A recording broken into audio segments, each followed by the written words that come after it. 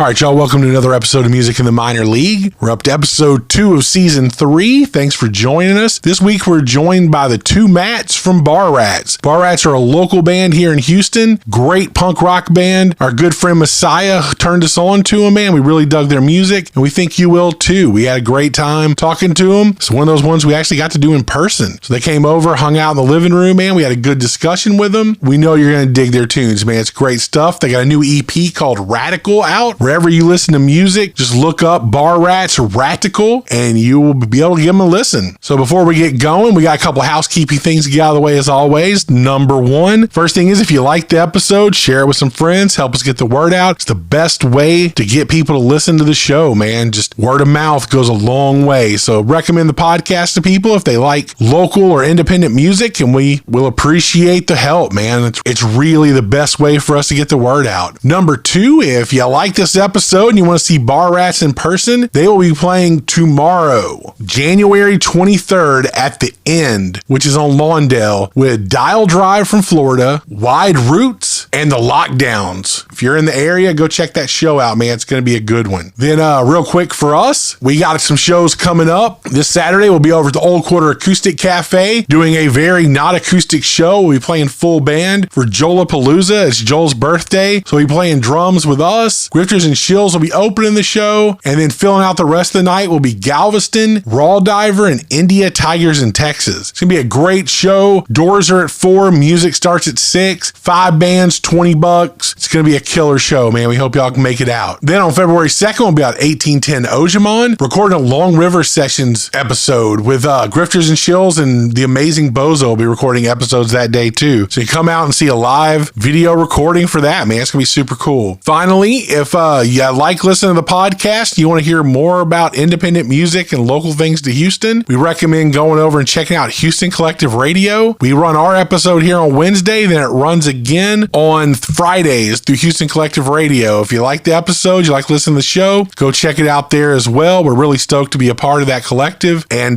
go out and support everything local and independent, man. It helps everybody out. So enough of all of that. We're going to head into the episode now, and we're going to kick it off with Not Okay from Bar Rats.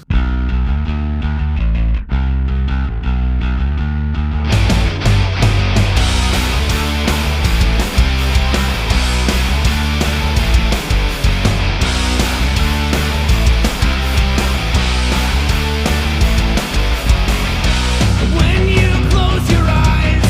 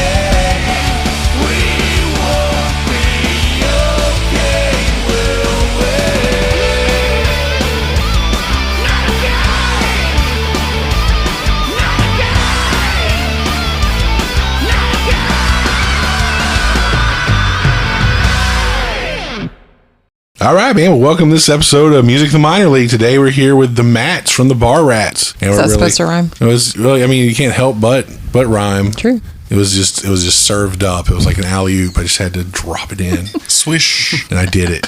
So, yeah, man. So we're talking to them. Our good friend Masaya, who y'all may know from the Houston Collective, if you listen to that episode, was like, you should talk to this band. That is why you guys are here.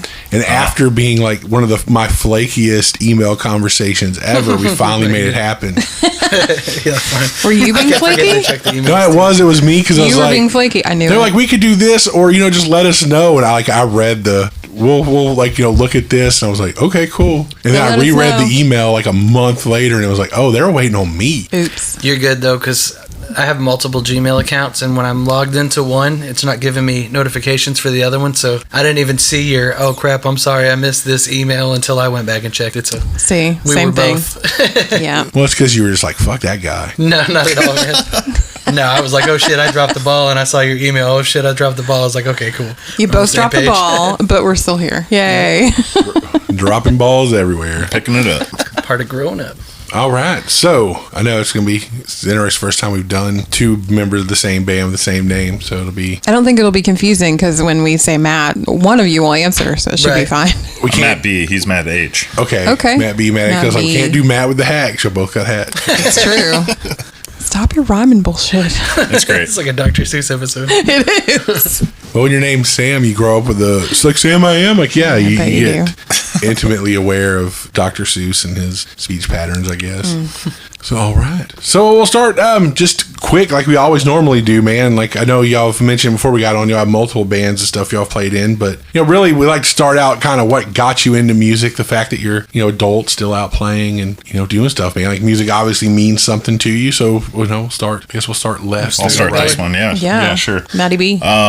Yeah, I've been playing guitar since I was 14, so it's just a really fun thing to do, just network and go play shows, create music. Hope you people get likes one? it, Did you just like somebody gift you one, or did you My have dad one was a at guitar your- player, so it was always around. It was always around. Yeah, and I was the one that showed interest. My little brother, he's not interested at all. Yeah. So, Does your dad come out to your stuff? yeah, he That's did. cool. Yeah, he did. He came out to a lot and supported even like the Carrying Sun death metal band we had. He was like a 70s yacht rock guy, Bob Seger stuff.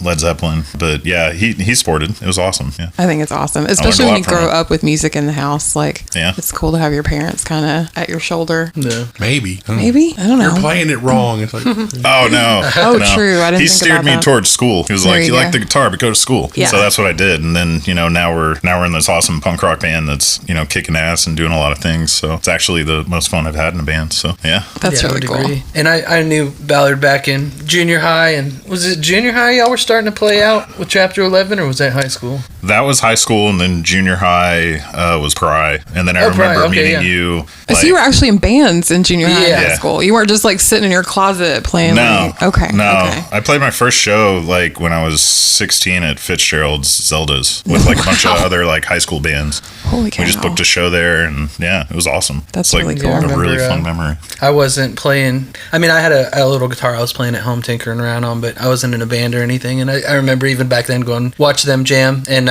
ended up joining. It was my second band was with him and the drummer from Chapter 11, and I remember that being like a defining moment. It's like, cool, like I'm in a band with these guys that I used to watch when we were in like junior high and high school. It's cool. But yeah, it's just really neat. We're in our early 40s now to still be jamming together, so Hell yeah. it's been really cool. But yeah, I got my uncle gave me, I think it was like Global was the brand guitar.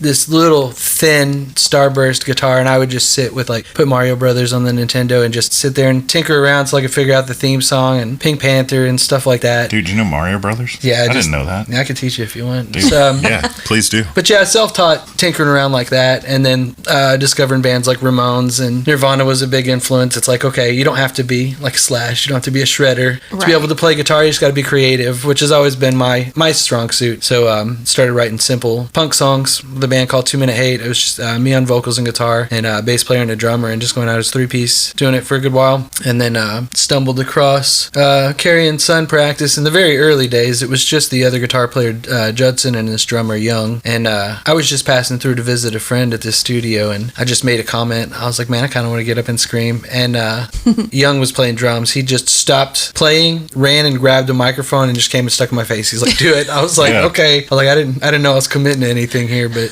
I sang for them, and then it ended up becoming, like I said, Ballard with Steve. Back then it was, I guess back then it was Ryan. Yeah, it was Ryan. Initially on drums, and Tyler on bass, guitar player Tyler. And then, we replaced them. Like I said, 2 Minute Hate was just a fun little verse, chorus, verse punk band that we had I think we got up to 70 songs at some point or something. Nice. It's just writing a quick little thing, getting it on stage and playing it, and then scrapping it and moving on to more stuff. But with Carrying Sun, that was when it was working with technical, talented people, and it's okay, you guys are writing, there's 7 parts to these songs, and I felt like I had to step up and start taking it more seriously, and we started getting better shows. We got to play the main stage of the House of Blues a couple of times, and it's wow, this is way better than I thought we could do, as a small local band. And Carrying Sun ended up disbanding, and when we got the Bar Rats together and then Matt joined, it was cool. It's reunited again, got that same feeling of we're writing good stuff. I've got to step it up and hold my weight around here, and hopefully we start getting to where we get those bigger and better shows too. But it's been a lot of fun, and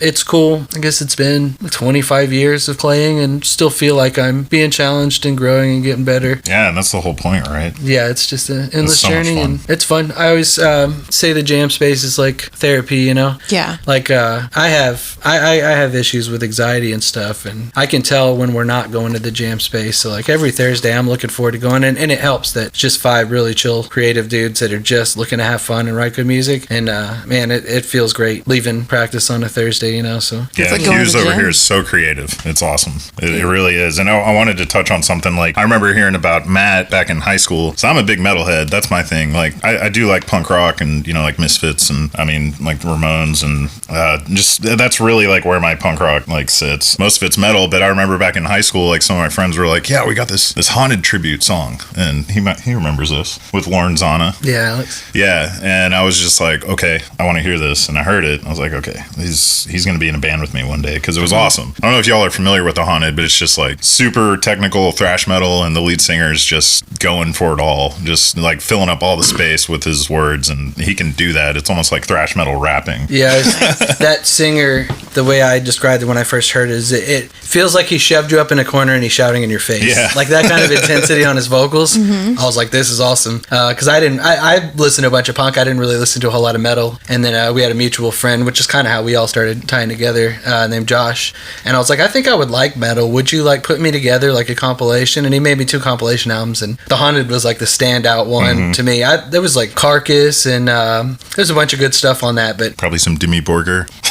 Yeah, some Creator, and I forget who all, but Alex was writing this Haunted style song. Yeah. And I was I could probably do some vocals to that. And just in my living room at my dad's house on a VHS camera, we filmed it just to capture it. But yeah, I didn't even know I could do that, but I was I want to try it out, and we did it, and it worked out well. So that was after that, it was I kind of want to sing for a metal band, and it all worked out. Oh, he did. Yeah, it was a lot of fun. Carrying Sun was cool. Yeah. It's nice to hear that other people still talk about it with the same reverence that we do, because it was special. It was cool for us, but yeah, you talk to people from back then, they're dude, you guys were awesome. And it's yeah, it's cool that there's still lingering nostalgia for it.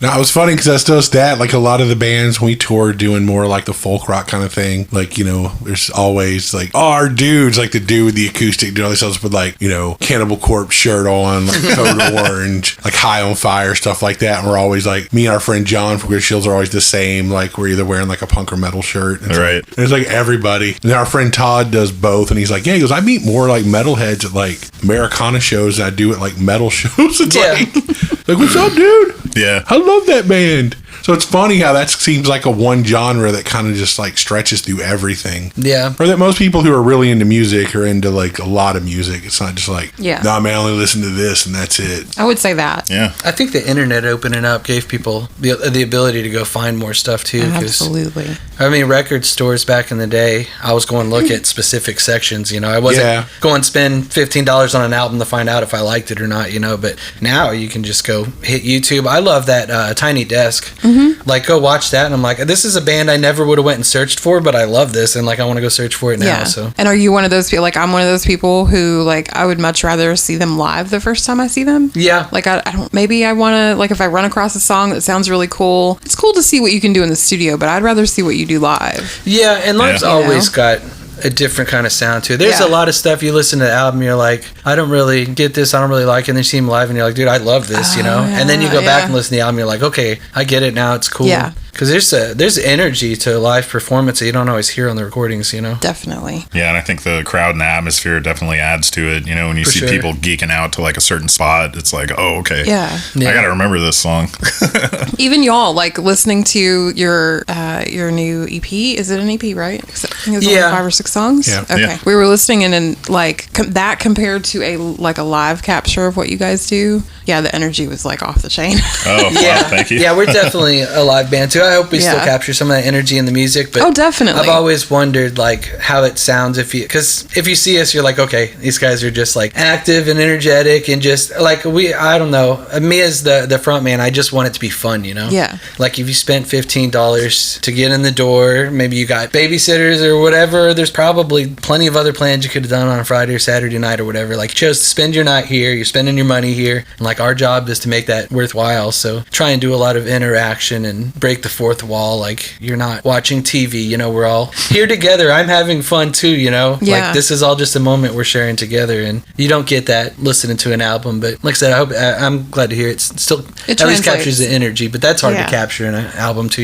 Definitely. Like have fun. There was lots of energy in the album. I was like, this is great. Like we enjoyed it. But then like it was like 10 times that with the live. Like you could just hear you're the not seeing anything. in the crowd. Just watching, seeing it, the band's like, there's so many bands growing up that I was like, it went both ways. I was like, oh man, the album sounds terrible, but then live they were crazy. And then same thing, like bands I loved off of the records, you finally see them live and they just like stand there. Yeah. And you're like, oh dude, this is a bummer. Like, right. I'm gonna go home and listen to the album. Right. It's like in my head, this was so much cooler. Right. And then it's like, oh man. Not everybody's great live, but I enjoy live music, so I'm always excited when I find a band that translates live really well. Yeah. Yeah. Yeah, me too. Well, thank you. It's fun.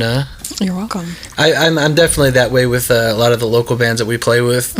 I'll generally go try and if I've not heard them, I'll listen to a little bit of a song or something just to get an idea for their sound. But like I want to hear them live for the first time too. Yeah, so. I flat out refuse. Like Sam was just like, I don't understand. I'm like, no, if we're going to this show, like I don't want to hear what they sound like before we get there.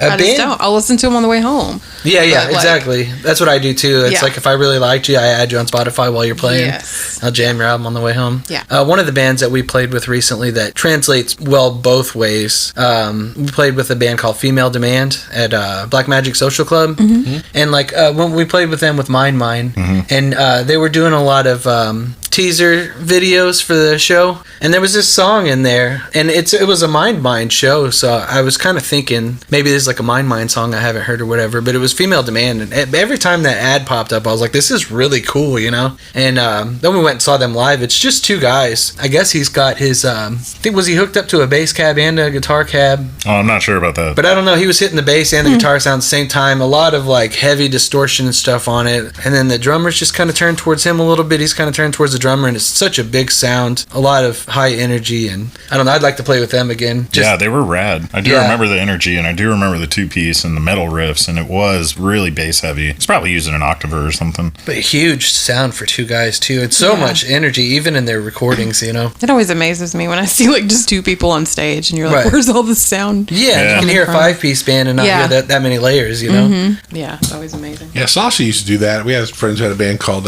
When Particles Collide, and Sasha had like the dual amps and like ran the pogs and stuff to like have like everything sounded bass heavy and just it sounded like a heavy sound, and then her husband guitar. was a drummer. And the killer drummer. Yeah. So they had that kind of thing, man. It's always a cool vibe to see that when just people can pull it off. Totally. You gotta be really creative with that. Yeah. Make that much happen with and coordinated. Like I'm not that coordinated. Right. I took that kind of mindset recently with King Gizzard and the Lizard Wizard. Have y'all heard of them? Yeah. Oh man, I just found out about them like this year, and I saw them twice in Austin and Houston. It's like 6 hours altogether. I listened to like a handful of albums, but they got like 30 albums out, I think. Yeah, that's probably wrong. They have a ton. It's like, I feel like they're constantly releasing something. Man, they blew me away. It was amazing. I heard like every genre of music, and I love that in a band. Yeah, me too. I like to be surprised. It's weird because, like, I don't know, you'd think that I'd been surprised enough since 2016, but no. I like when I go to a show, I really would like to be impressed with someone. Yeah. Like, that's why I'm here. I'm here to see some talented people like show off, you know? That's the beauty of art too, though, is there's always new doors to open, you know? Mm-hmm. But yeah. When just playing these shows, every time we play with like bands we've never heard of, I'm excited because it's like never let down, you know? Yeah. There's so many good bands out there, all doing different things, you know? You can hear their influences, but they do something unique with it. With metal, you know, I was saying I'd like you to make, it was a friend I trusted, like, hey, make me a compilation of bands you think I would like, you know, because he knew my musical styles. Because I would go hear stuff and it's like, every song sounds the same. I don't really hear a distinction, you know. Yeah. And, it was how a lot of people view metal, you know. It's like, oh, it all sounds the same. But he went and put me a compilation together of like bands that had their unique sound, and that's what I always kind of liked about punk, is you can listen to like the Misfits and the Dead Kennedys and like Rancid, and it's like they all have their own distinct sound, but it's that punk sound still too, you know. Yeah. But that was with Carrie and Son. We're writing stuff that was just, it had our Carrie and Son sound to it, but we got that all the time. It's like no two songs sound the same, you know. And I think we're doing that with Bar Rats too, but definitely. I think even more so, we got DeVoe was added about 2 years ago, and Adam took my place. I was playing guitar and singing, and I wanted to be a frontman, so he took my place on guitar about a year ago. And just the addition of those two guys, it's just been able to branch out into so much more. One of the songs that we're going to send you guys, before I leave, I'll send you those songs and some pictures. But one of the songs, So It Goes, it's I had this little simple song that I had written on acoustic, and I had some simple little lyrics for it. I think I wrote it when my grandma passed away, and then anytime like someone close would pass away, I would just get out my guitar and I would just play it and sing it to myself, you know. It's like a little soothing thing. And I told DeVoe, I was like, you know, I got this little song, and so I took that, and then I had written some lyrics recently that had a lot more it was more abstract, not so specific, and I really liked the lyrics, and I'm gonna try them over that little guitar part. So really simple verse, chorus, guitar part, these new lyrics that just fit really well over the top of it, and then send it to DeVoe. And like, if he likes it, he'll take it and he'll go work on it. And a week later, I mean, his house looks like a guitar center, so he's like recording the drums, he's recording the bass, he's recording rhythm guitar, he's recording lead guitar, he's recording vocals, recording backup vocals, and he will just take your song idea, little verse, chorus, song idea, and he'll send you like a 5.5 minute thing that's got like bridges and like all these subtle differences, and like we're like, okay, yeah, like I'm constantly throwing him stuff like, dude, I hope in a week you send back this masterpiece, you know. He's the band recycler. No, he's great. But it is cool when you do that. It's one of the things I like about being in a band more than anything. Like, you come up with a song, like, here's the chords and here's this, and then everybody else throws something in, and it's like, oh shit, like that became this. Yeah, it's a collaboration. Yeah, didn't sound that cool in my head. Right. Nah, because everybody's got something else they're going to do. So even if you have a similar, you know, like, oh, we both like this one genre, you're also, even if it's just like in secret in your car, you're listening to something weird, right. You're like, oh, I could probably bring that in there. And then it just adds like the perfect little... Meh. And yeah, with Bar Rats, like initially, while we were playing with Carrie and Son, like I had to take that very seriously, and I wanted a band where I could just kind of get drunk and fuck off too, you know? So we started an X-rated parody band as a side project. It's called the Puke Box. We were just like doing dirty parodies of songs. And like that was the party band, you know, where we just get out there and we had a slideshow sing-along, dress up in costumes, and like it was just dick and fart jokes, you know? It didn't have to take it seriously at all. And then Carrie and Son broke up, and that was all we had. And we had a mascot in that band, and he ended up taking his life, and we decided after doing like 7 farewell shows, like we're gonna hang it up and just stop doing this, you know. Yeah. And I wanted to get back to playing guitar. I hadn't played guitar since the 2 Minute Hate days, so I started writing some simple little verse, chorus, verse songs again, working out my feelings on all that, and ended up, that was the Bar Rats, you know. It's turned into that, and went through some lineup changes early on. Ballard hopped in when our other guitar player left, and it's like, you know, let's start making these these bigger and better, you know. And then, like I said, Ballard coming on, and then with DeVoe and Adam joining the band, it's like I always wanted like the stuff that I brought to be the ideas, you know. Like this is the best that I can do, you know. But I'm bringing ingredients, you know. And I always wanted it to be something where I could bring a verse, chorus, verse idea, and then it just turned into something way better than I could do, you know. Yeah. And that's where we're at now, and it's awesome because it's like you were saying, the collaborative part, like that's where you grow too, you know. Because it's like this is like the lyrics that I wrote. This is the guitar part that I wrote, and it's like there's so much more that you can find, you know. Yeah. Like this is just where it starts. This isn't like I don't want you to go learn this. Like, yeah, here's the beginning. Take this and be inspired, and that. I mean, like I said, that's where we're at now, and it's really fun and really rewarding, and I feel like I'm growing exponentially as like how I'm writing lyrics, like what I'm writing about, the different things that I'm comfortable trying out, you know. Mm-hmm. Like it's fun finding our borders and then being like, what's on the other side of that, you know. Like we still call ourselves a punk band, but we've like just started getting out of the gates of that, you know. And it's like this song's not really punk and this song's not really punk, and it's like we did that and it works and people really like that. Like what's beyond that? Let's just keep pushing our boundaries and trying to get outside of a genre, but you naturally keep like we were saying, you know, you keep that natural voice where it's like that's your sound, but it doesn't have to be like just punk, you know. Yeah, you know, it's kind of the Propaganda thing, like started out as like a fat reg band into like this thrash punk band, and it's like totally,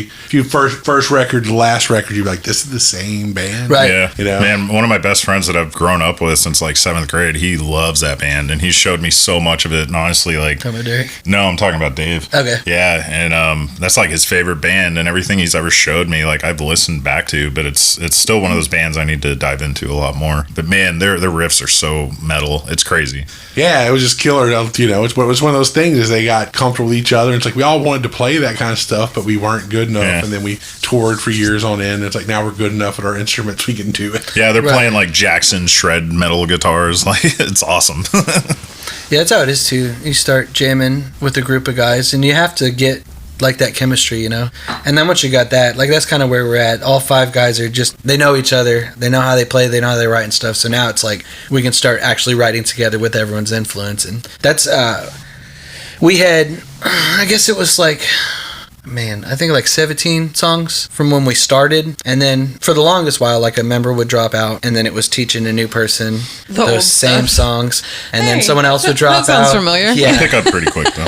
Yeah, so it was like just constantly refreshing, and then it's like now we finally got to the point. We went and re-recorded all the old stuff because we had recordings of some of this old stuff, but we never released it. And now with these 5 guys, we went that Radical EP. Yeah, that was like I think it's like 6 songs on that album or something. That was probably the first 6 that we wrote. There's another 6 that we're currently recording from that backtrack, and then like we can finally just throw it out there and release it. And it's like, okay, it's captured, now we can move forward. And we've done little things here and there, like Not Okay and stuff. Death Comes Howling and Poison Well. We've written little tunes here and there, but all of that stuff is finally about to be recorded and released. So now it's just like, all right, what do we want to start writing from here? You know? Yeah, it's gonna be like a blank slate. Like, so it's really exciting because it's like he was saying, it's my favorite band I've ever been a part of, just because of the creativity, the positivity, the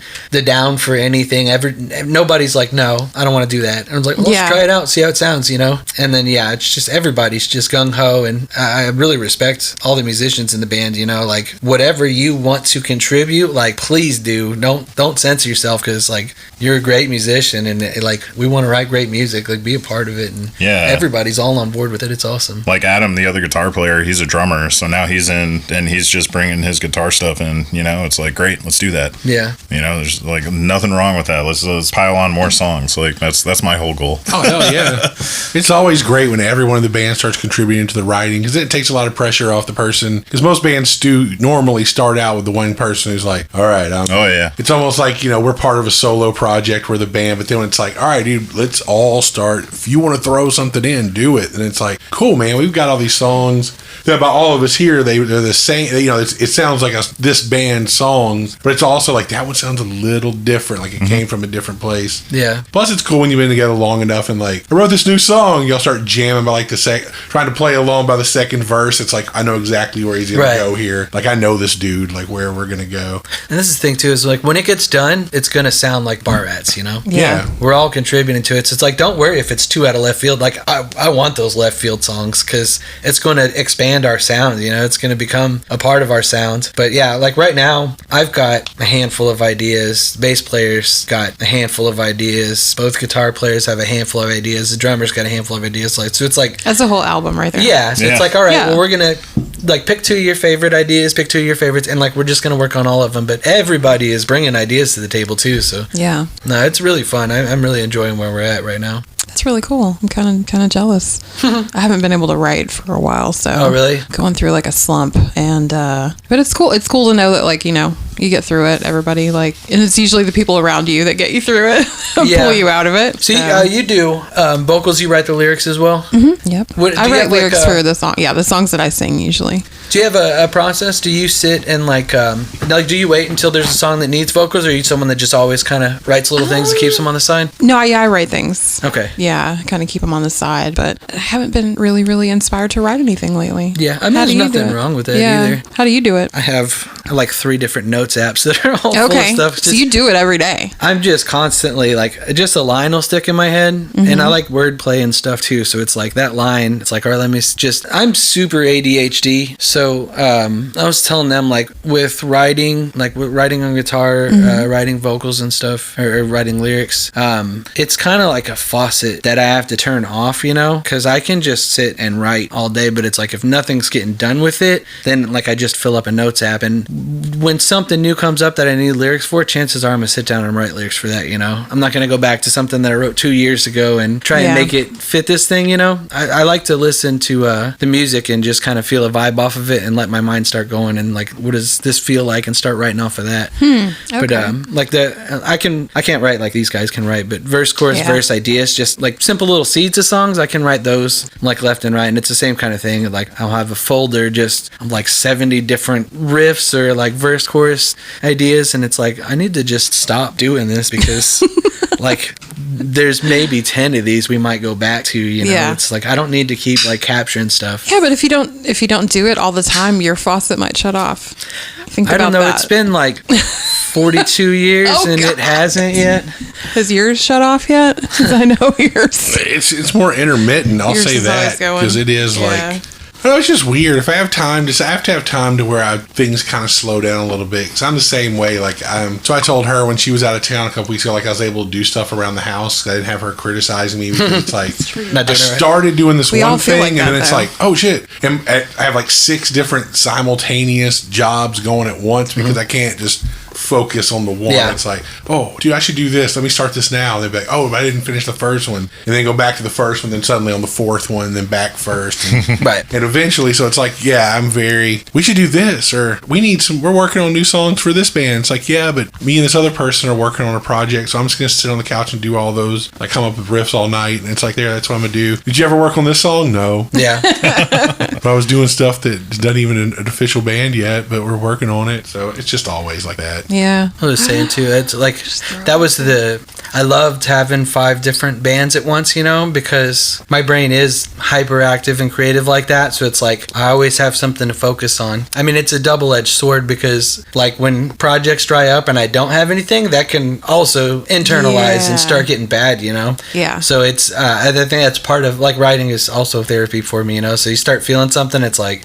I'm gonna sit down and I'm gonna just write it out, and it's like then instead of like obsessing over like this negative thought you have or whatever, it's like, oh, that's kind of cool, like analogy there or whatever, and you just like you refocus it and obsess it into like some kind of art form, Yeah, so you're journaling, but you're not. Yeah. You're stating it in a like, in a clever and then way. That's interesting. that EP that y'all listened to, Radical. Like I said, that was a lot of getting over the grief of Josh taking his life, you know, because like nothing is in there, and that was just more so the anger of it, you know, because I mean obviously you don't want to express that to like the wife or anything. Yeah, it's like, but you feel it, you know, and it's like that's got to go somewhere. And if it's, I like writing in particular because you take something and you capture it, and it's like the way my brain works, at least, you know, if it's not captured somewhere, it feels important, so my brain's gonna hang on to it, you know, and it's like one thought and it bounces off the wall and echoes and becomes two thoughts, and next thing you know, like because you allow this thought to keep bouncing around in your head, like it's chaos and it's like anxious and stuff, you know, taking up way too much real estate in there. Or I can go write like the lyrics for nothing, and it's like I still have the feelings, you know, but it's like my brain doesn't feel the need to hold on to that thought anymore because it's like, okay, you captured it here, I can let that go, you know. And what they got that's a good way to look at it. Linger On is a little bit more abstract, just about like, you know, maybe death isn't the end, and just like when you start when there's loss, like all the different aspects of like thinking about death, and just the finality of all of us, you know. But no, I like writing, and like I said, I've got notes apps full of it, and it's I mean, it's not all necessarily such dark material, but it's like, you know, sometimes it's just whatever you needed to get out of your head, right? Yeah, some abstract thought you have, and it's like, I'm gonna go just turn on the faucet and let it run and siphon it, you know, and see what maybe that's comes out. Gonna be my new maybe I just need to journal and see what comes out of that. Yeah, that's a good way to do it, man. A lot of people do that, just to get in the habit of like getting it out of my head. And a creative writing exercise is you can find prompts and stuff, you know, like, I mean, like, just think about like a red door or something, and just start writing, and don't think about it, just start writing and see what comes out, you know. And if nothing else, like at least for me, like you might write like a page and a half of like, there's a red door, I don't really know what's behind the red door, blah blah blah, whatever, this or that, you know. But there's like one line that you're like, oh, that's kind of poetic, you know, or like, and just that one line, you just take that and you bring it over here, and now you start writing lyrics again, you know. Yeah.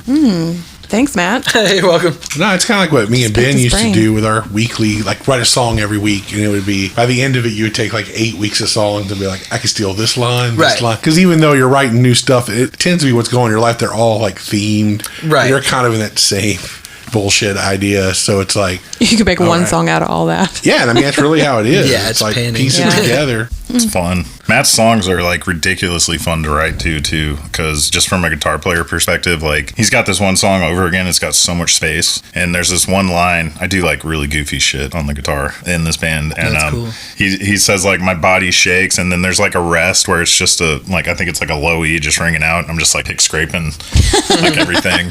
Yeah. And then like Drama Queen, I love that song. It's probably our heaviest song. It's coming out soon. Yeah, it's got like a black metal part. Probably like, yeah, it's got a black metal part in it. Out of nowhere. But it's called Drama Queen. Like, I don't know what he's singing, but I tried to make my guitar just like cry, like squeal, and just like, he had this like chaotic riff in it too. I just expanded on. It ended up being like really cool once we got Devo and Adam in the band. That's amazing. Yeah. So I didn't know that until recently. Our Dober player told us that he doesn't know the lyrics to our songs. And I was like, what? I mean, I didn't realize that like for you guys, you're thinking about it in a completely different, you know, way than we think about it. Like, what would we do without lyrics? Yeah, like it's weird because like our drummer Brandon, he takes a lot of cues from Matt, but I grew up like practicing with the drummer like in my formative years, and so we just learned to, you know, consume whole songs and like, you know, write whole songs and live in that space when we're jamming, you know. So like, I'm not saying I don't need you there, but I don't practice when I don't show up, so I know he doesn't. It's fine though, like we all need breaks, but yeah, that's how my brain kind of works with the songs. Like I love them. It's so much fun to write. Like they're easy songs, or it's fun to find out like what key they're in, how can I like make a melody with that. Sometimes I follow his vocal lines, you know, for like melodies, so it's fun. That's really interesting. I've never talked to a guitar player who talked about how he writes, like what his process is for coming up with his riffs. Or it's cool. He throws a lot of accents and stuff in there that just adds extra little layers. You and Adam both do that. Yeah, just Adam's really great subtle things. I won't even know they're doing it. Like they're saying they don't hear the lyrics, you know, like those little subtleties. It's not till we record it and go back and listen to it. I'm like, oh shit. I'm like, oh yeah, I've been doing that. You're so much in your own head at that point. Right. Everybody's focused on their own things and they're not picking up on all that. Funny. Yeah, that's kind of why you don't know the lyrics a lot of times. Yeah. I've been in bands where I've been like one of two singers, and it's just like, oh, I love that line from this song. It's like, oh, what song? What band does that song? It's like, oh, it's y'all. It's the one he did. Like, oh, that's what he says there. And it's like, yeah, that was a really good line. Right. Damn, dude. Okay, good for you. Like, but I had no idea. I was too busy. Like, don't fuck up this riff. Like, you know. Right. Yeah. I'm sorry, but it really is just, it still is kind of blowing my mind a little bit that you guys don't know all the words. Like, that's the first thing that I learned. Well, you're so focused on it, yeah. Well, I'll be real. Some of your songs I couldn't sit down and write the lyrics to. No, I know you don't know the words to them. I'm I like, know that. yeah, some of it I know. Certain lines I know because they kind of like are the more, Yeah, stand out. yeah. And that's the beauty of a band. Everybody's good at something, you know? They bring a strength to the table. Yeah. We're mostly trying to find the lines that we can make weird noises or jokes to in practice. Yeah, I know. And on stage, I'm aware. Sometimes on stage, yeah. Yeah. But yeah, you're so focused on them. You hear them, and Yeah. that's Well, and if I'm collaborating with someone, I don't play an instrument. I sing with them, so Yeah. I need to know the words that I'm singing with right. them. You're more focused on it. Though. They're Yeah. more focused on their parts. Way more focused. Yeah, being in a metal band, it's like it's so funny because like I know all these words, and then it's like that was the first time that it's when we're recording, it's like, all right, focus on enunciation, Yeah. and it's so important because like I want you to hear what I'm saying, you know, like I like these lyrics, I think you'll like them too, you know, but it's like you just get so used to screaming, it's like I know what I'm saying, but it's like I need to like slow down and enunciate and make sure that you can actually pick out what I'm saying. But yeah, that's kind of stuck too. There's a lot of good lessons in that band because it was also, I was punk background, I always wrote Barky, rah, rah, rah, rah, rah, rah, you know, and that's, you hear like metals doing that with the music, it's like, okay, well that's what I'm gonna do, and it's like, no, like cut out so many syllables, like take out so many words and like space it out, and it's way more interesting. And that was like something I wouldn't, once again collaborating, you know, something I wouldn't have figured out on my own. I would have just kept doing the Barky, you know, and it's cool, somebody that doesn't do vocals is teaching me how to do better vocals and stuff too, you know. Well, because, you know, a musician always has a really good ear no matter what they play. Yeah. They always have such a good ear, you know. Right. And working with people that understand theory and stuff like that too, you know, it's like, that's helpful. it's neat. We were just talking about the other day, I'll write like a simple little verse chorus idea and send it to them, and they're like, oh, like this is cool because you do this where normally this would be happening, you know. And it's like, I obviously, like if I wrote a riff, I think that it's like sounds good, you know, but it's cool to like run it by these guys, and it's like, this is why it sounds interesting, you know. Right. Like you're breaking a pattern or something here, and this really makes this stand out, and it's like, oh, that's cool. Like I didn't realize that, but that's cool to hear, like why it's interesting, you know. Yeah. Why it sounds different than every country music song on the radio right now. Right. Like Which most was written to those rules. Right. Most definitely. Yeah. Another reason I like his songs is I can play in C sharp minor a lot, so that's really fun. I don't even know what that means. It's okay. I'm with I don't you. either. I just pretend. Sharp minor, that's how many sharps is that? Oh, don't ask me that. Okay. I thought you might know. I just thought you might know. I don't know. I just know that F sharp sounds really good in that scale. I bet. Yeah. Everything I see. Sam says that everything I sing is in the key of C. That's You're good. always comfortable. You never complain about the song. Like we write, you're like, oh, I feel like I have to sing. Like you sound fine. I feel weird. Why don't y'all move it up there? And it's like at C now. Bring them all there. No, Guess what key it's in, Kim? we're not doing every song in C. But I have noticed the more that he refuses to change things, and I'll be like, it's too low. I can't hit that note. The more I practice it, the more I That's what can you want. hit it. Yeah, you want people Yeah. pushing you out of your comfort zone. Exactly. Because you're not learning anything in your comfort zone. Right. And it's not like I do vocal exercises. I really don't. I throw on like a playlist in the don't morning. either, yeah. And, but I have noticed. Full of songs in C, and you're like, Shut up. But full of songs that I can't really sing. They're way out of my range, like higher songs that I wouldn't normally sing. Because I was having a little bit of trouble with my range after my throat surgery a couple years ago. And I realized the other day in the car, I was like, I can hit all these notes I didn't used to be able to hit. Oh, So wow. That's it's- awesome. It's helping. Yeah. So just leveled up. practice is good. yeah. Like I said, what was it? Maybe I can sing in D There you go. or E. I mean, if it's higher, D and C, D, you just do. Well, yeah, we're just doing that one cover. We moved it up to D, and you were like, Exactly. yeah, I can do that. It's I like, can cool. do That's that. easier for us.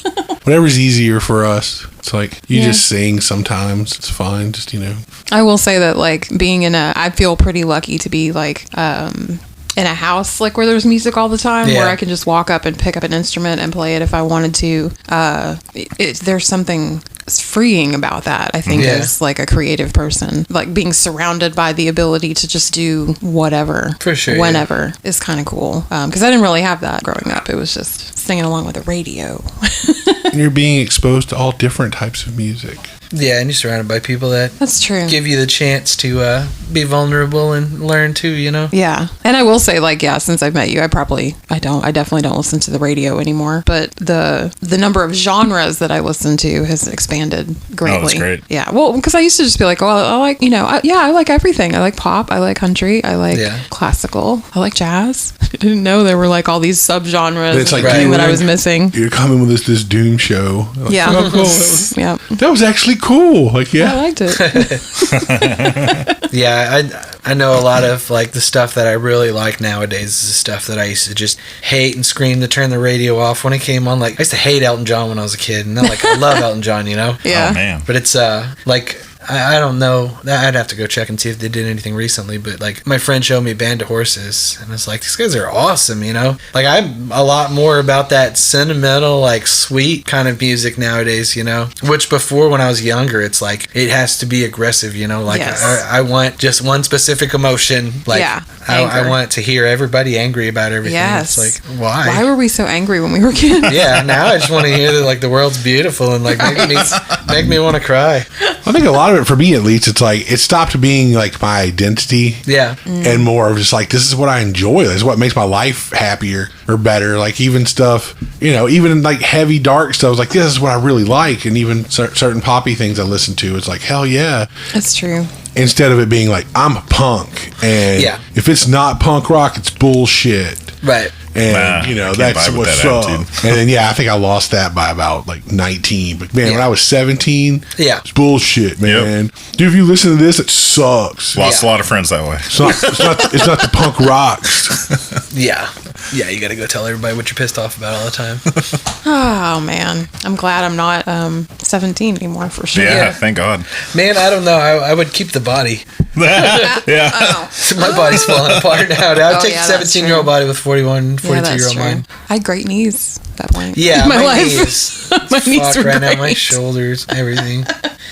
But I sing much better. I definitely write better poems. I was always like a poetry writer, so Yeah. transitioning to songs was kind of easy. But Yeah, I'd go back and look at some of my lyrics when I was like 17, and it's so cringy. isn't it? Like I found a whole stack of them not too long ago and brought them out, and was like, "This is why I don't show you my songs." Yeah. Because he was laughing. Yeah, you just learned about something, you're going to go educate the world. Way to go, 17-year-old. Sure, so dark. I wanted to kill myself a lot when I was 17. Oh, yeah, life sucks. Life sucks. I just wanted to play more So video hard. games. Government's Yeah. exploiting me. It's like 16 and 17 in Oh, God. in high school. No, I grew up under like religious oppression. Yeah. So I just wanted to get out. Yeah, that makes sense. Yeah, we had the religion there, but it wasn't oppressive, luckily. Ooh. I still rebelled against it. Like, as soon as I was listening to, like, George Carlin at a young age and punk music and stuff, and it's like, oh, I got it all figured out, So, yeah, a bunch of lyrics that were going to educate you on. I definitely didn't have it all figured out, unfortunately. I still don't. Yeah, well, I think the older you get, the more you realize you don't have things figured out. Yeah. And I think that's learn probably to be good with that. part of what I was telling a friend of mine who writes songs the other day. I said, I think my problem with writing is that truly it goes back to when I was a kid. Like I genuinely think no one cares what I Yeah. have to say. Who cares? What, So what I need to kind- write for me, not for anybody I was going to else. ask you, what kind of stuff do you write about? Yeah, stupid stuff. Like what the... Like, what would be... Usually like relationship kind of stuff. Or Yeah. like if I'm really stressing out about something, I can usually write about it. Yeah. So that's why what you were saying about journaling, like maybe trying to turn that, capturing that and being maybe a little more clever as I'm Yeah. writing. So I write a lot in metaphors because for one, I can say exactly what I want to say without being too vulnerable Yeah. or too personal, Like, I'm not trying to throw anybody into the bus about a situation we had or whatever, but I want to vent about it. So Yeah. metaphors has always been my thing. And then also, like, if it is a vague concept, like, let's say in Linger On is about, like does life linger on? Is there something in the great beyond? What happens after death and stuff? It's like, I can't write a song that just is literal there, you know. Yeah. But with metaphors, I can kind of capture a lot of stuff. And what I always liked about music, and your first question asking about what got us into music and stuff, you know, like Nirvana was huge for me, and it's like it wasn't. I mean, his lyrics were so cryptic. It's not like any of that was like connecting with me. Yeah. But the lyrics were cryptic, and then there was an emotion behind it, and it's like that emotion I could relate to, you know. And I think a lot of one of the quotes about music that's always stuck with me is a lot of times people go write something in solitude, and then it goes through this whole process of extroverting, you know, where you're going out, you're joining a band, you're working on all this together, you're bringing out, you're playing it to an audience, stuff, building up an interest, and then that person goes back home and then they isolate and they listen to it in their earbuds. So it's almost like this private conversation that's happening. The musician goes and shuts himself off privately, and then the listener goes and shuts themselves off privately, and they both have like this intimate experience where they're absorbing the song, you know. And that connection is really cool. And a lot of the stuff that I vibed with, it wasn't anybody talking about like, oh, you know, you're 17 years old and this girl broke up with you or whatever. They're not saying that. Yeah. But they're using a metaphor, and it's like, damn, that's exactly what this feels like, you know. All of a sudden they're relating to you because they're not talking about what you're talking about, but they're talking about something that you can relate to, you know. Right. And so those metaphors help out a lot.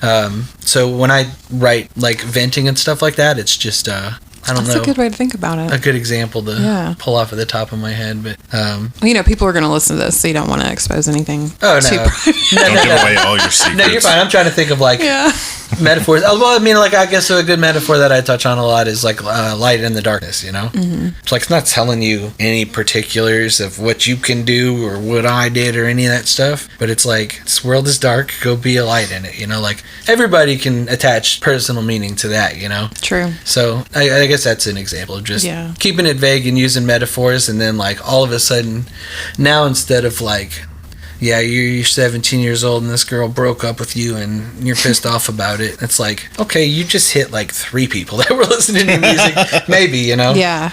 But if it's like, you know, you're walking through traffic or whatever hoping to get hit or whatever, you know, it's like now somebody that's, I mean, going through a divorce or whatever, you know, somebody that's going through this or whatever, it's like, man, I feel that too, you know. Yeah. Like the metaphor helps it hit a wider base. Yeah. Lets people attach their own meaning to it. So This guy's brilliant. Well, see, I always say like a lot of smart shit happening in the punk scene, dude. There is. Everyone's always like, no, you gotta listen to like Townes Van Zandt or whatever. It's like, whatever, dude. I heard more like hardcore stuff, like thoughtful lyrics and like angry 18-year-olds from California, like, you know. yeah. Sometimes people say some shit, and it's true. It's one of those things where if it connects, I mean, you know, I've talked about in the past on here, man. I grew up down in Bolivar Peninsula, like nothing down there. It was the only reason I knew half the shit I was dealing with wasn't abnormal was because I was like, oh, I went and bought these records, and these dudes like all over the country are dealing with the same shit. Yeah. So it's kind of that thing where it's like, okay, I'm not alone in this. Where you go from like, I just walk out in traffic to like, dude, I'm not alone in this. You know, Right. I'm like, this dude's like in a band and he's just as fucked up as I am. Right. And then all of a sudden, instead of wanting to walk out in traffic, you want to walk out to one of their shows and meet this guy. Yeah. Because he gets it. Yeah. Or like, Mom, can we go to Easy Pawn and get a guitar? Right. I can write this too. Yeah. I want to do that. Like, that's something positive I can do. Yeah, that's what I was saying. Like, I think one of the first bands I remember being like, I like this, you know, as a young kid, it was Guns N' Roses. Yes. And then it was like, okay, that's a guitar player, you know? But like learning like Ramones and Nirvana, it's like, oh, that's also a guitar player and I can do that, you know? Yeah. Like, it's cool, that motivation of like, hey, can I get a guitar now? You know, like, where if I had only known Slash, I would have been like, I don't need a guitar. I can't, Yeah. I that's can't not play me. that. Oh, that's guitar playing? No, Right. I can do that, but that guy. That's not me. Yeah. Now, I think the Ramones have launched literally millions of bands. Oh, I'm sure. Yeah, what they were Yeah. able to do with 4 chords is insane. And all that down picking. Yeah. It just shows you creativity is king. There's a lot you can do with creativity. Well, and I'm a really big fan of like, do it the way that you can do it. Like, I've worked for 20 years around people with disabilities. Mm-hmm. There's not one way to do things. Right. Yeah. There's never one way to do things. And, you know, like as a person of size, playing that guitar is not going to work for me. It's just not. It's not comfortable. Yeah. I can't reach my hands all the way around. Like I can find something that fits me and I can figure out how to make it sound the way that I want, to pull sound out of it. Yeah. I think you should never be limited by like, I can't do it the traditional way. Yeah. Like I've seen people play guitars with their feet. Yeah. For crying out loud. So it can be done however sure, you want yeah. to do it. Well, like look at Tom Morello, dude. Most of his shit was like, Right. I learned that if I took like an Allen wrench and rubbed it here on the guitar, it made this weird sound. Yeah. Yeah, that's And, so like, cool. And what do you Well, yeah, do? play He with lit the a electronics. fire that, Right. And it was just Why stuff not? where it wasn't, That's also sound. yeah. Yeah, but just saying, it's just what I want to try some weird shit with something that's never been done. It's, Right. Yeah. it's all about just taking that and doing the best you can, man. Coming up with something that sounds like you want it to sound. Yeah, that's what you're saying. You're always finding something different. That's why. That's the artist's mind. Give him a guitar, and it's not like just a tool. It's a canvas. Like, what can I do on here that's different? And people find it, and then like Tom Morello's a great example. Then all of a sudden everybody's like, "Oh, there's that," and then so they start going off Right. like, "How far does this go?" It opens up a whole nother world. No, it's awesome. See all these crazy kids like Van Halen stuff with all the early tapping, and now you got these kids where they're playing, sound almost like they're doing like an orchestra on a guitar. Oh man. Right. Yeah. I've got like a 10-string guitar, and I'm just like, Yeah. Plays the drums and all of it. Yeah. Yeah, it's like, how the hell are you doing? Like, Yeah, and the majority of them are impressing Steve Vai. Like Yeah. Pliny, who's the other guys? The trio. I'm trying to remember their name. Polyphia. Like Yeah. those guys are killing it. and you're I'm just just like, going to choose to think that those people did exist before the internet. We just didn't know about them. Right. well, I think a lot of it. Well, it's I brought that up before. It's the 4-minute mile thing, man. Like, Once somebody no one had does it. ever done it till the first dude did it. Then all of a sudden, the same dude he was up against, like the next week, like we can do this. Yeah. Yeah. And like suddenly everyone started running below that, and it was like just you need one person to go like, nah, dude, I'm pretty sure we can do this. Just there's no better. There's no limits. Well, yeah, there's no better block than your own mind by being like, that's not possible. Why would I even try? For sure. Yeah. Y'all ever heard of Andy McKee? He's from Candy Rat Records. I came across like one of his videos just randomly. It was like a stumble upon thing, and it was Africa, and it's just this acoustic version, vocal lines, like percussion, all Like within acoustic. Toto Africa. Yeah. Okay. It's incredible. But I mean, to me, like he was the first one I discovered like probably 15 years ago. And then Yeah, seeing all it's these just other like- ones come out of the Yeah. woodwork, I'm like, man, they're awesome too. But what about this guy? And he just travels around with like he came with an acoustic to Last Concert Cafe like 3 or 4 years ago. There were like 50 people there. Oh, shit. Yeah, but he's incredible. Like just an amazing player. Guitar you, pyrotechnics everywhere. Wow. Yeah. Point you were at too. Like we both like playing metal, but he's driving around with that in his head too. Yeah. Right, yeah, exactly. We all listen What to else crazy can I do? stuff. Yeah. Yeah. Yeah. I think Sam honestly would be surprised if he, like, tonight when he comes home, for instance, I could be listening to, like, some jazz or, like, I'll just throw on a playlist. I don't care. Or I could throw on a record. Like, it doesn't, I'll put on anything. Like, it just doesn't matter. Yeah. What do I feel like tonight? Oh, I always wonder what our cleaning lady thinks at the library because like, one day she walks in, it's like old folk tunes. The next day it's like like metal playlists. Like then the next day it's like, oh, I'm just listening. That to, wouldn't surprise you at all. This. Just think she walks in some nights and it's just like, what Yeah. the hell is he listening to? Yeah. Oh, right. Because you leave your music on when you. Yeah, the next day it's like Coltrane playing Oh, or something. I Like it forgot. just depends on the day. They're like, yes, dude's not That's okay. funny. That's so funny. I love that. That's so weird. The older I get, the less music I listen to. Really? It's like a lot of podcasts and audiobooks. Like, I do listen to audiobooks a lot too. yeah, That's usually like my cleaning and doing stuff around the house. when I go like, listen to music, I really enjoy it now, though. I'm never bored with it, but I don't know. We drive around a lot, and I think it's just kind of because of that. Like, Oh, I definitely feel like that kind of medium passes the time better than music. it's more focused. Yes. Music I can just have on in the background and still be like, that's probably the ADHD shit too, It's like my mind's on a million different things. But if I'm listening to like an audiobook, like if I start sidetracking, I'll snap out of it quick and then be like, oh, I just missed that. Go back Yeah. 30 seconds, and it's like it keeps me focused and Yeah. it goes by quicker. Yeah, because I know we started, Kim got me on that. We tour and stuff. It's like, we'll do Listen to a book. audiobooks. And it does. I mean, we've driven from here to Amarillo straight and been like, shit, we're already here. Yeah. Right. Cool's going down. Right. Yeah, you'd be like, man, I can't wait till we get back in the car. Right. Like, that's a weird feeling. Where like with music, it's like doing driving like 8 hours and you're like, no, it's been like 30 minutes. It's like, Right. I think we found like the perfect like the culmination of audiobooks and music. On our last tour, we listened to books about music. That's a good idea. Interviewing musicians. Yeah. And then, like, what was the punk book that we listened to? I'm trying to remember which one it was. Was it More Fun in the new? I don't know, baby. Under the Big Black Sun. What's the ones that John Doe did, like the oral history of like the LA punk scene. Then they did another one.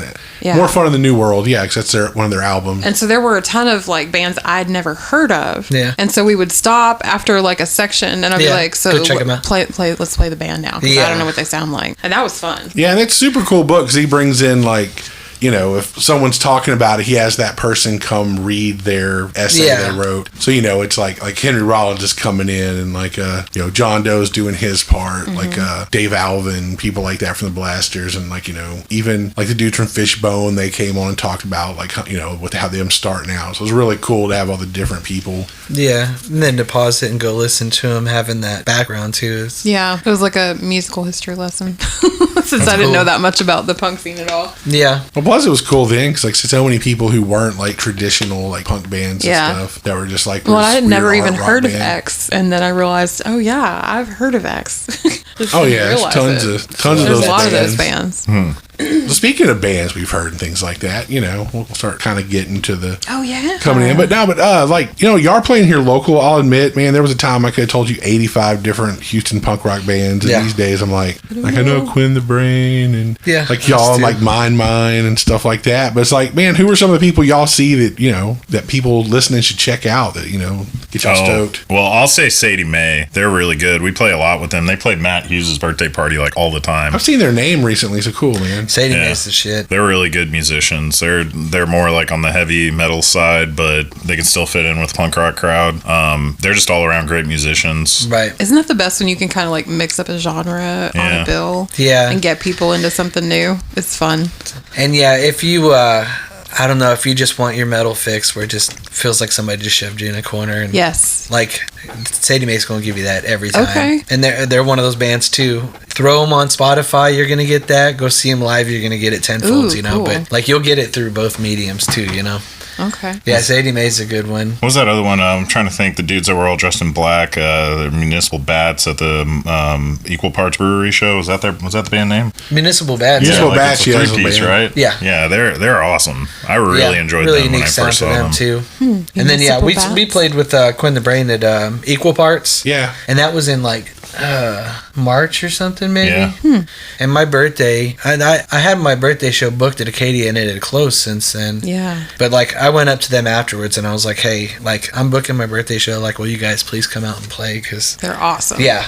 They really are. Just very unique. And then I was just thinking about it earlier. Like, what really got me into punk was just the attitude. And, like, as much as I hate the snarkiness of our culture and shit, you know, like, the snarkiness in punk, like, it's awesome. Where it's, like, just sarcastic and, like, almost, like, condescending. Like, I love it, you know. But you got that bit of creativity in there with it. Like, who can be, like, kind of more snarky, but, like, that was good. You know? Right. And it's not, like... I don't know, like, the snarkiness in our culture is, like, hateful and divisive and antagonizing, you know? In punk, it's not. It's, like, challenging your ideals, you know? It's like... Yeah.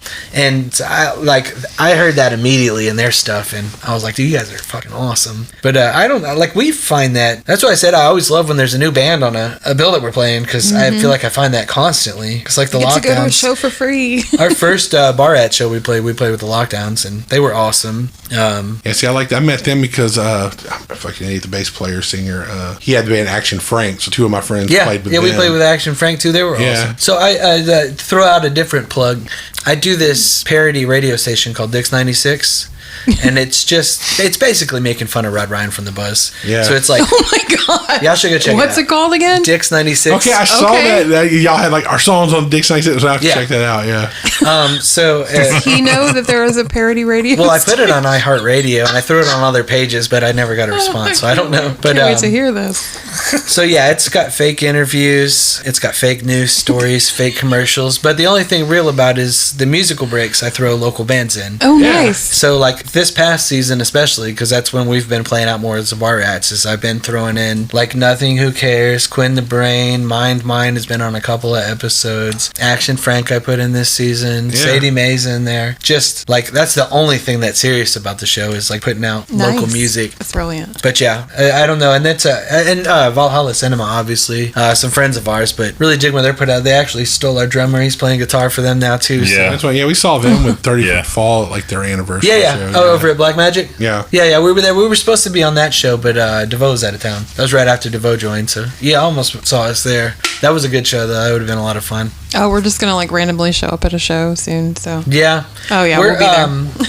This is the first time in a while that we've not had any shows on the books because we're recording all the old stuff. Like I said, that's important just so we can have it captured. I mean, in the same way we're talking about writing lyrics, capture it and release it so you don't have to think about it anymore.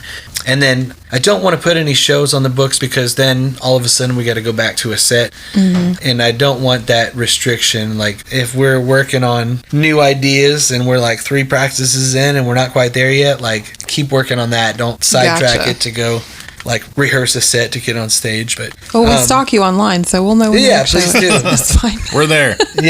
Bar Rats on Instagram, Facebook. We got YouTube, got music on Spotify.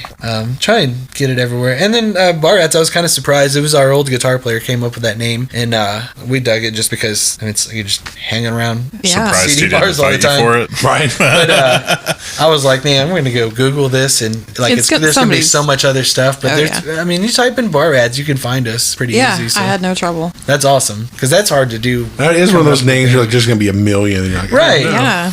I was surprised at how easy it was to narrow us down for that. No kidding. Like I said, my first band was 2 Minute Hate, and I was like, from 1984 they had the 2 Minute Hates. Not even thinking at like 17 or whatever that would be an issue. And honestly, the internet wasn't really around back then. I don't think. If it was really early on. But yeah, now you try and go find that stuff. It's like I'm gonna go try and find us playing at Walters or whatever. And it's like everything is just 1984 videos. It's like, well, that wasn't too well thought out. Yeah, my high school band name was Catch 22. And like there was another band that was signed called Catch 22 at the time, and we were like, whatever, let's just roll with it. They won't care. Nobody said anything. We got lucky. Yeah, but you're not finding like they would have discovered us anyways. But now we're older. We know you have to Google it. So yeah. Well, that's kind of like, what is it? Like they have the Subhumans. You have now they have to do like parentheses UK, parentheses Canada. It's like comics or something, huh? No, it's the 2 bands. Like 2 different bands. Yeah, so it's funny, and they were all around like in the early punk scene, so no one could be like, I was first. It's like, nice. We both started in like 80, and it's like, well, that's funny. Yeah, like, well, we're in Canada and you're in UK, and it's like, that's a good way to work around that. The UK Subhumans. That's kind of the, there's so many bands. Like Dinosaur Jr. was like Dinosaur, and then some old like band that hadn't played in forever. It was like a jam band was like, that's our name. So it's like, well, then we're Junior. Yeah, that's funny. That's the way to do it.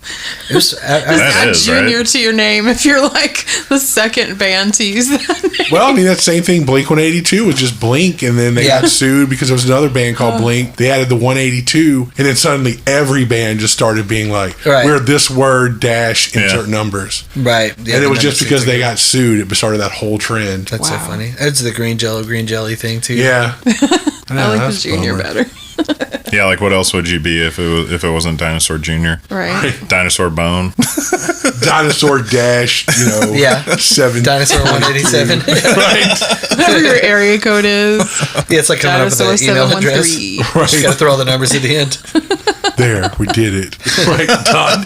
That would be good. Just like your band name bar rats EXE. 26. Like your username. Right. You just type it in there and like, nope, this one's already taken.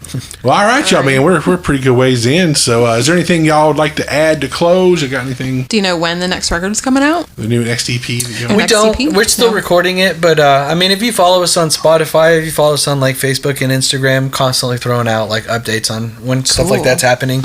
Another thing I like doing is drawing. So I just drew like 3 or 4 other new designs, and probably not even using them on anything, but it's just new stuff coming out to look at on the. So I guess we should talk about our merch a little bit more too, because that's one thing we like doing is just constantly putting out new stuff, whether it be music or art. So we're constantly trying to throw out new things, and so at our merch table we've got a couple different varieties of shirts. One design was the Rat Fink that's off of that Radical album. It was drawn up by our friend Sam. So we've got the Rat Fink shirts. And there's this super talented Houston artist called Eyesore, and he drew up a design for us. So we've got some Eyesore shirts up there. You'll see all the different art on Facebook as well. And then I just draw a bunch of fun little like punk rock kind of cartoon art. And like I said, not all of it makes it to merch, but if you like any of this stuff, let us know, comment on it, and we'll make it into merch. But we've got koozies, we've got hot sauce, we've got stickers, we've got buttons, we've got phone slip cases. Last show I made just 3 little personalized shot glasses. Brandon's making beef jerky. He's making these little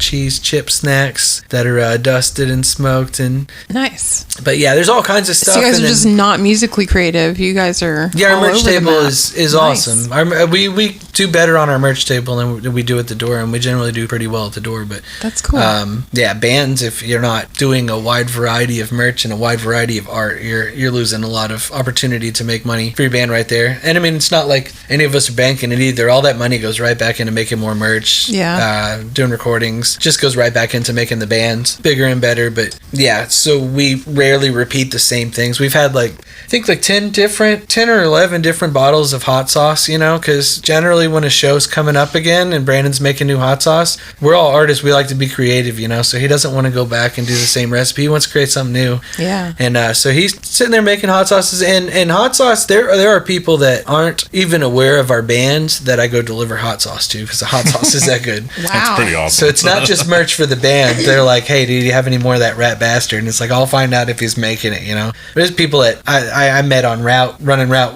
with my job, and they've never heard the band. They just love the sauce, That's great. So he's really good at what he does. The jerky he's made gosh, I think probably 20 bags maybe in the past couple of shows. Well, I mean, as flavor wise, he did I think it was soy garlic was the first one, and then this past one he did Korean barbecue. Ooh. But every show that comes up, if we have a little bit of Korean barbecue left over, we'll have it at the merch table. If not, it's probably going to be a new flavor, So in that same regard, every show you come to, there's something different for you at the merch table, Like I said, the hot sauce is something that was cool because people are coming back and saying, hey, can I get another bottle of this? Can I get another bottle of that? You sell a shirt one time, but bottle of hot sauce you can sell every single show to the same people, It is. And then the beef jerky was even better because you buy it at the beginning of the show, you're like, oh shit, that was good. I've been drinking all night, give me another 2 bags. See, that's a merch you can sell twice in the same night to the same person, No kidding. And it's not, I mean, the jerky's $5 a bag, I think. The hot sauce is $15, but it's a good sized bottle, and like I said, the flavor's there. And honestly, some of it's got enough of a kick to it to where you're going through it pretty slow anyways. It's good, but Brandon's from New Orleans area, learned how to cook, so he likes it spicy on some of the stuff. But I don't know, like I said, never really thought about that. Yeah, and all that food's fresh. It's not just sitting on an overstock shelf somewhere. Right. Yeah, exactly. No, it's all fresh. The hot sauce he's going through, and I don't know if they call it hermetically sealing, whatever. Brandon, if he were here, he could tell Sounds you. Medical, bottling it, yeah. But he goes through all he got his license for food service, and it's all processed and packaged. Anyways, it's not. I always tell people it's not a gimmick, because if you see hot sauce at a merch table, your first thought it's like, oh, you just slapped a sticker on something, But no, he takes this very seriously, and it's really good. In the same regard, it's just, I mean, if you spent $15 and spent your night coming to one of our shows, we're not just going to keep giving you the same rehash shit. If you come to another show 3 months later, we're trying to give you your $15 worth again, Yeah. Not just take the tour again. Same and one. That whole, like I said, breaking the fourth wall, you're not watching TV, Yeah. If you come to a show, I'm going to remember you, and I'm going to get off stage, and I'm going to go fucking make you uncomfortable, It's going to be different than last time you were here. I'll take your beer from you and drink you, or I've eaten, somebody was pouring corn nuts in my mouth while I was Black magic, dude. That was so funny. I try and make it a fun experience every time, Excellent. But I don't know. I guess that's the biggest takeaway is it's just a creative, fun experience, you know? The whole like thing. the music, we want to be a creative, fun, new experience constantly for us and for the listeners. Like the merch table, we want that to be fun, creative, new all the time. So yeah, we hope people dig it and follow us. It sounds like they dig it. If you're making more money off your merch table than you do off the yeah, door. we've been doing really well, and we've been playing in a lot of new venues, playing in front of a lot of new crowds, and getting a good response every time, which is excellent. what we want, because you can keep playing in front of the same crowd and just get complacent, but you don't really. It's not an honest gauge of how you're doing, you know. It's Yeah. playing in front of those new crowds, and so we're constantly looking to do that too. So anybody wants to gig with us too, let us know. We're open. Very cool. We're down. For sure, man. All right. Talk to y'all later, man. Bye. All right, y'all. Thanks for listening to this episode of Music in the Minor League. We hope you enjoyed it. We had a great time talking to the Mats. Remember, they're playing tomorrow night at the End with Wide Roots, The Lockdowns, and Dial Drive, who's on the road from Florida. Go out there and support them. It's the End on Lawndale here in Houston. It's going to be a great show. And then real quick, we just want to let y'all know that we know y'all noticed that Health hasn't been on this season. It's just because things have been really weird on his side of the world, but he just wants you to know he'll be back soon. And, you know, we'll have full 3-person episodes coming, probably starting episode 4. So we appreciate your patience with that if if you're paying attention. And, man, that's it. Spread the word on the episode. Help us get the word out and get more listeners. Houston Collective Radio. Check it out on there. We're going to leave you with the Bar Rats. So It Goes. We'll be back in 2 weeks with Ben Garcia from Colorado. See you then, man. Have a good one. Be safe out there. Later. This world is gonna let you down. Each grasp at hope, another thorn stuck in your crown. And when you reach, there won't be anyone around. This world is gonna let you down. And this place will never just be ours. Start with the blank slate, quickly fill it full of scars. From trying to keep the things it always pulls apart. This place will never just be ours. No, my poor soul.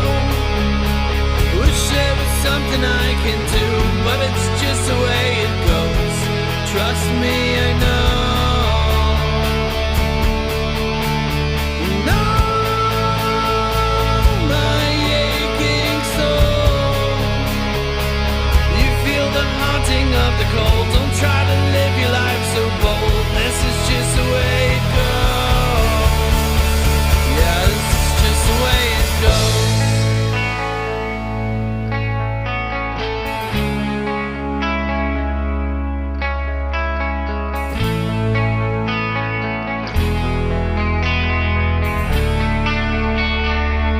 You find yourself miles apart. Things stuck in orbit of your mind and of your heart, circling each other just like binary stars. You find yourself miles apart, and you're drifting further every day, increasing distance as you fight to find your place. You just seem to push up things you're trying to make stay. You're drifting further far away.